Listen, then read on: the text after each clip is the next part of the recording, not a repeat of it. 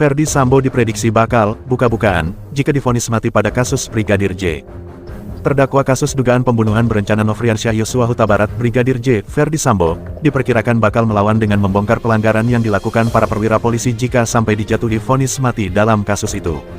Kalau Sambo mendapat ancaman hukuman mati, dia sedang memperjuangkan hidup dan matinya. Kalau dia mendapatkan ancaman hukuman mati, perlawanannya akan mengeras, kata Ketua Indonesia Police Watch IPW, Sugeng Teguh Santoso, dikutip dari program Sapa Indonesia Pagi di Kompas TV, Senin tanggal 23 Januari tahun 2023. Sugeng menilai Sambo tidak segan buat buka-bukaan pelanggaran para polisi jika sampai dihukum mati. Sebab, jabatan terakhir Sambo adalah Kepala Divisi Profesi dan Pengamanan, Kadif Propam Polri yang menangani pelanggaran profesi para polisi. Sugeng memperkirakan, jika Sambo sampai divonis mati dan melawan maka bakal muncul kegaduhan baru yang menyeret Polri. Apalagi dia mantan Kadif Propam yang tugasnya sehari-hari adalah menindak anggota polisi, termasuk perwira-perwira tinggi yang melanggar, dia akan membuka itu habis-habisan, ujar Sugeng.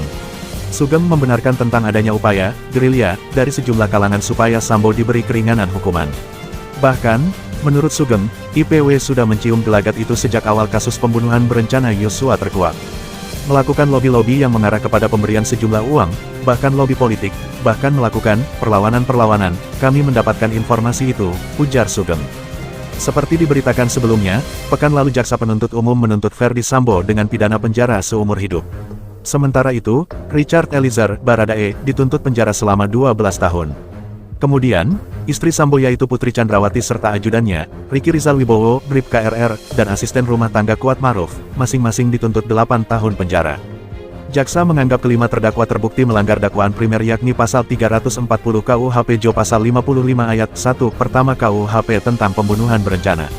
Selain itu, Ferdy Sambo juga dianggap terbukti melanggar dakwaan kedua pertama primer yakni pasal 49 junto pasal 33 Undang-Undang Nomor 19 Tahun 2016 tentang perubahan atas UU Nomor 11 Tahun 2008 tentang Informasi dan Transaksi Elektronik IT, junto pasal 55 ayat 1 pertama KUHP. Dalam kasus ini hanya Richard yang dilindungi oleh Lembaga Perlindungan Saksi dan Korban LPSK.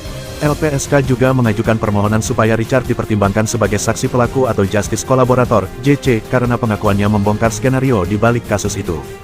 Akan tetapi, saat ini LPSK terlibat perdebatan dengan Kejaksaan Agung setelah Richard dituntut 12 tahun penjara. Sebab, Jaksa Penuntut Umum menilai Richard sebagai pelaku utama karena mengakui menembak Yosua atas perintah Ferdy Sambo sehingga dinilai tidak layak untuk ditetapkan sebagai saksi pelaku.